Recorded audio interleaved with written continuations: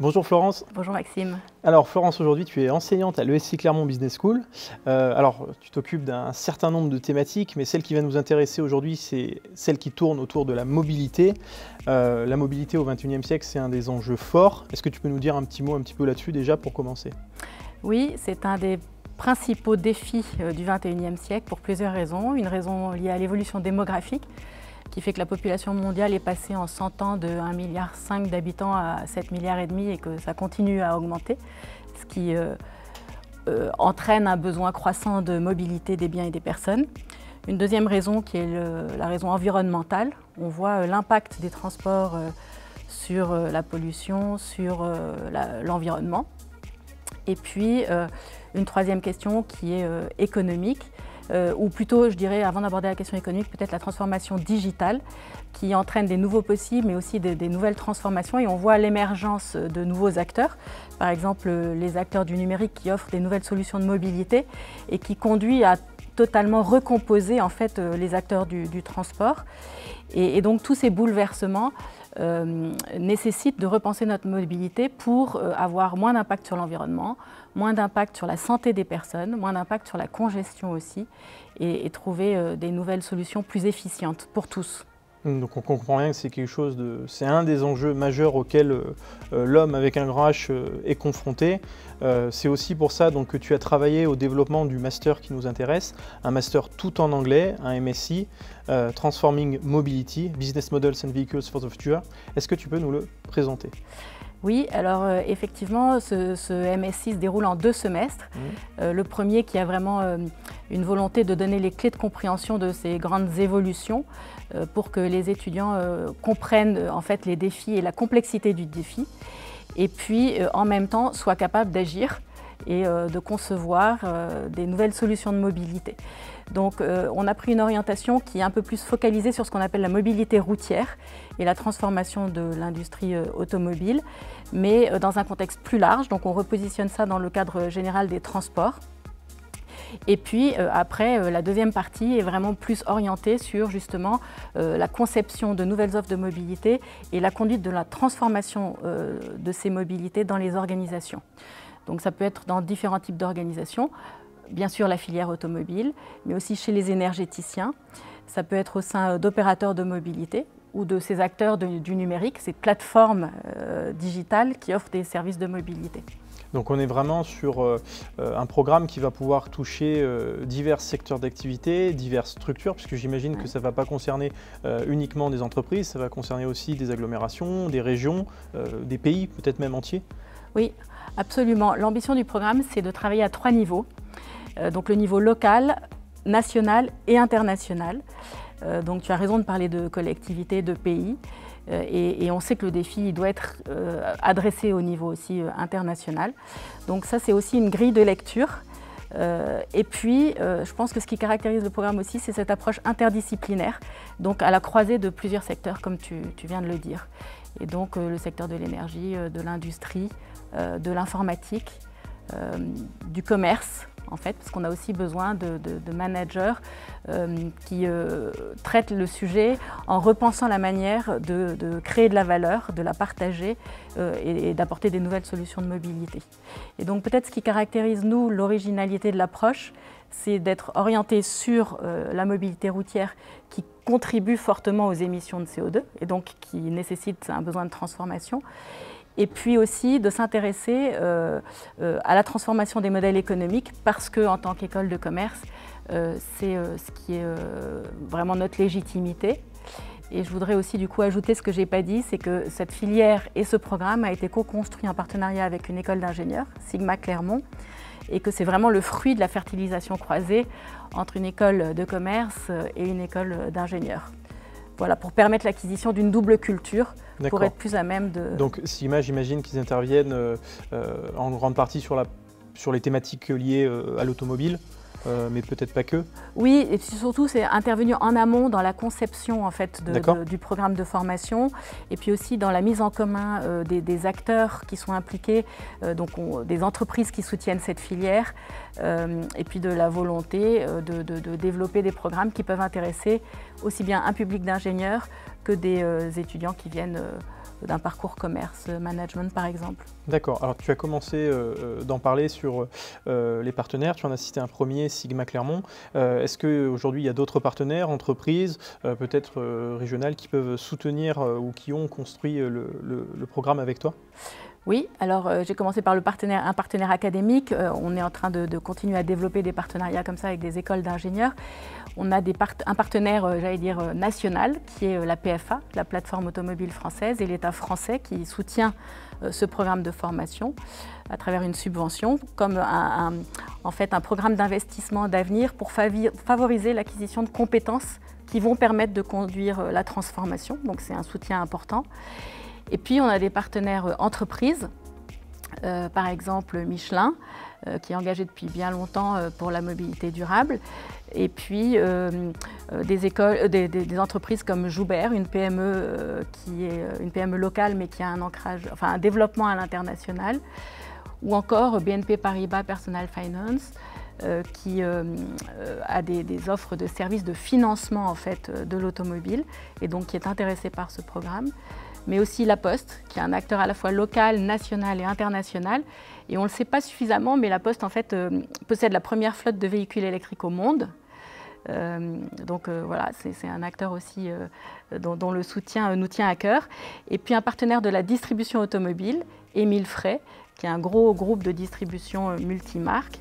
Et puis je ne l'ai pas dit, mais on a aussi un constructeur automobile, évidemment, donc Renault, et un énergéticien, Engie.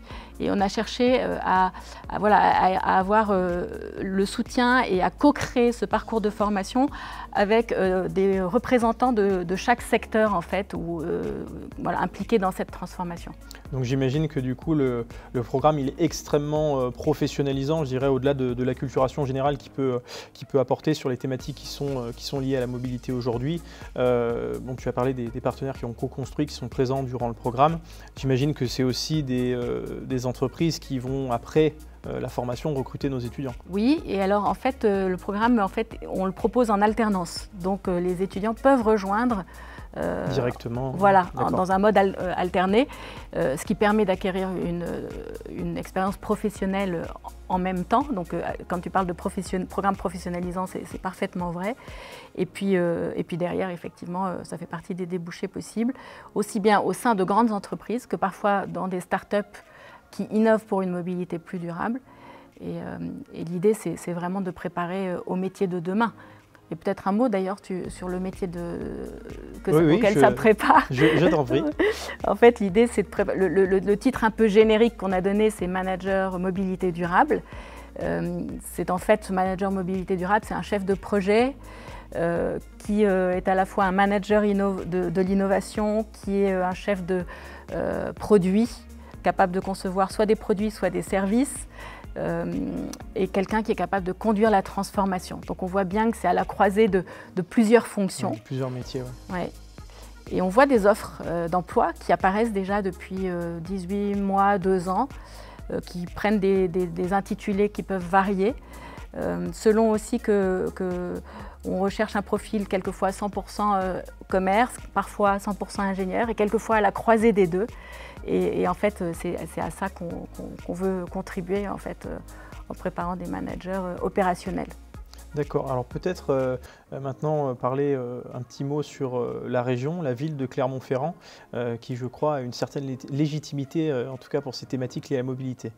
Oui, c'est vrai qu'on peut se demander pourquoi venir à Clermont-Ferrand pour ces questions-là. Je pense que la première raison, c'est effectivement qu'il y a un acteur historique du CAC 40 dont le siège social est là. C'est Michelin qui a lancé le Challenge Bibendum en 1998, qui depuis a été rebaptisé Moving On pour réfléchir justement à comment décarboner le transport. On a un circuit de charade qui est un circuit automobile emblématique et qui se repositionne sur tout ce qui est énergie nouvelle et énergie verte et qui veut être en fait le circuit de compétition automobile le plus vert au monde.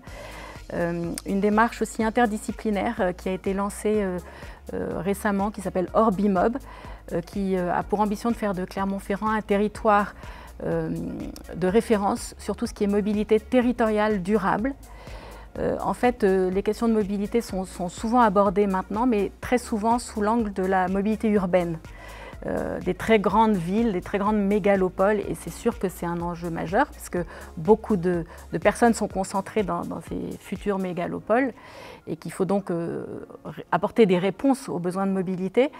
Mais une grande majorité de la population vit dans des territoires dont Clermont-Ferrand est représentatif, c'est-à-dire des territoires de taille moyenne, avec autour des territoires périurbains ou des territoires ruraux ou montagneux. Et donc trouver des solutions frugales, c'est-à-dire qui ne coûtent pas trop cher, à une époque où parfois les finances publiques sont pas dans une forme resplendissante, ça fait vraiment partie des défis. Et donc tous les acteurs du territoire se sont pris en main pour travailler de manière collaborative, pour avoir une approche pluridisciplinaire qui soit cohérente en initiant des expérimentations adossées à des entreprises, de la recherche académique et de la formation. Et donc nous, l'ESC Clermont, Sigma Clermont et puis plus largement les acteurs du territoire dans le cadre de UC2A, l'Université de Clermont-Auvergne et associés, contribuent tous à cette dynamique en lien avec la ville et en lien avec la région pour apporter des réponses à ces défis. Et on peut dire aussi que la région Auvergne-Rhône-Alpes a remporté un appel d'offres européen pour devenir la première Zero Emission Valley, donc une région non émettrice d'émissions, parce que précisément il y avait eu une approche très collaborative, partenariat public-privé et la volonté de développer toute une filière autour de l'hydrogène. Voilà, donc voilà quelques exemples.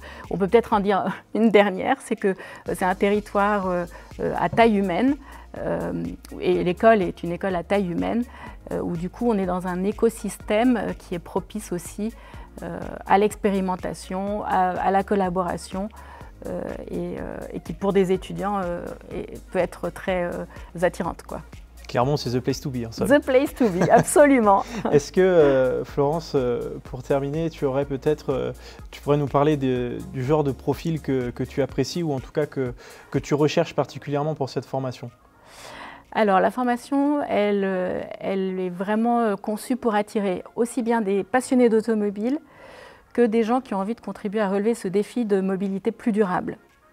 Ça peut être des ingénieurs pendant leur année de césure ou après leur diplôme. Ça peut être plus largement des étudiants qui ont un profil commerce ou marketing, mais aussi des jeunes qui ont un parcours de droit, de logistique, d'informatique, de finance, parce qu'on a besoin de toutes ces compétences-là pour relever le défi d'une mobilité plus durable. Et que ces 12 mois de formation permettent d'acquérir une compréhension globale de tous ces enjeux, donc un socle de connaissances fondamentales, mais aussi ce double parcours, cette double culture.